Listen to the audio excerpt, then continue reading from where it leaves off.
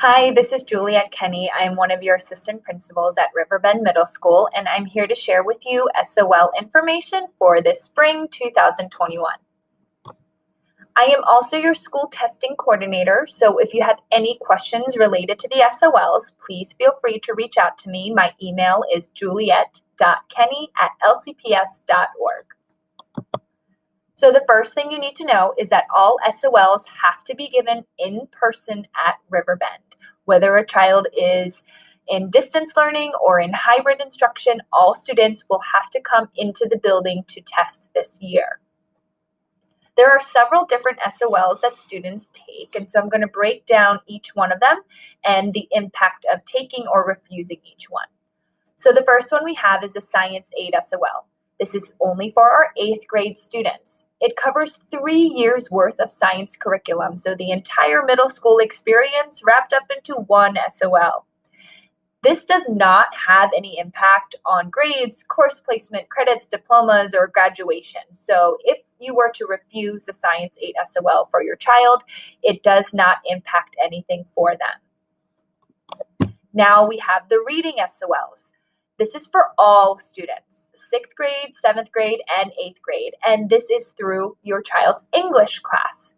This is not the same as the Writing SOL, which 8th graders just took in the month of March. So this is another one. This is the Reading SOL. Again, this one also does not have any impact on grades, course placement, credits, diplomas, or graduation. So refusing the Reading SOL will not impact your child in any way. And then we have the Math SOLs. There are several different ones for this. So if your child is enrolled in Math 6, they would take the Math 6 SOL. If your child is enrolled in Foundations of Algebra, whether they're in 6th grade or 7th grade, they would be taking the Math 7 SOL. If your child is enrolled in Pre-Algebra, whether they are in 7th or 8th grade, your child would be taking the Math 8 SOL. And then there are the high school credit courses, Algebra 1, Geometry, and Algebra 2, and those each have their own SOL as well. So if your child is enrolled in either Math 6, Foundations of Algebra, or Pre-Algebra, these are our grade level Math SOL courses. There is no impact on grades, course placement, credits, diplomas, or graduation. So again, these 3 courses do not impact your child in any way if you decide to refuse these SOLs. The high school credit courses do have a little bit of an implication. So before I get into each one of these, I want to explain the difference between a standard credit and a verified credit. A standard credit for high school diplomas come from passing the high school course. The verified credit comes from passing the course and passing the SOL for that course. So a student would need to pass Algebra 1, the course, and the end of year SOL in order to receive a verified credit for Algebra 1. Now, students only need 1 verified credit in math for their diploma. There are 2 different types of diplomas.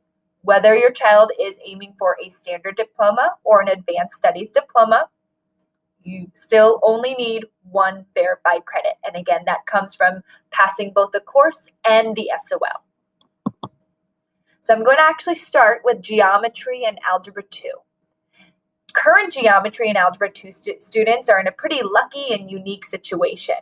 Last year, VDOE implemented emergency guidelines that awarded a verified credit to students enrolled in a high school level course at the time of the school closures who passed the course. So what does this even mean? This means that if a student passed the Algebra 1, Geometry, or Algebra 2 course last spring, they were awarded a verified credit even though they did not take the SOL test. So they already have the 1 verified credit in math that they need for a high school diploma. So current geometry students, they can go through their entirety of high school without ever having to take a math SOL because they already have received their verified credit from having passed Algebra 1 last year.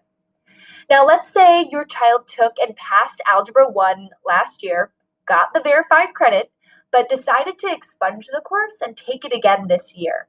Well, VDOE has stated that they still get to keep that verified credit that they were given last year. So again, for students who are currently in Geometry and Algebra 2, there really are no impacts for refusing this test because you already have the one credit, verified credit you need for your diploma. Now, if you are in Algebra 1, if you have a child in Algebra 1, there is, this one is a little bit more important to think about. So you, again, need to pass both the course and the SOL to earn that verified credit. If you decide that you would like to refuse the spring SOL for Algebra 1, there are a few options that you have to get your verified credit. So one, you could either request to take it during the December-January testing window with the school testing coordinator. So whether you're here at Riverbend, that would be with me, or if you're at Potomac Falls, Matthew Vogel is the school testing coordinator there. And starting in September, you can request to take the Algebra 1 SOL there during the fall testing window. Or you could also wait until Geometry and take the Geometry SOL at the end of the course, or wait until Algebra 2 and take the Algebra 2 SOL at the end of the course.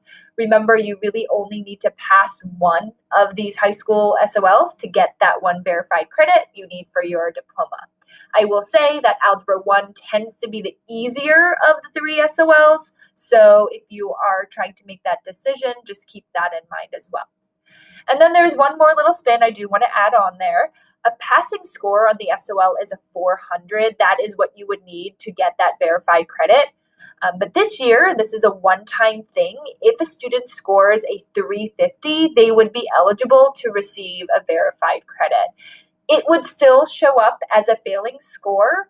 However, if you pass the course, then they could receive the verified credit for the course. So something else to think about as you're making your decision. Here are a few clarifications based on questions that I have been asked. There is no SOL for world languages courses. So yes, it is a high school level course. There is no SOL for those courses.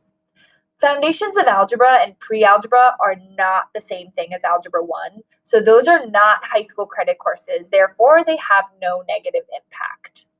And if you would like to read through some of these things in this video or kind of read a little bit more of the details, I have put this all together in an FAQs document.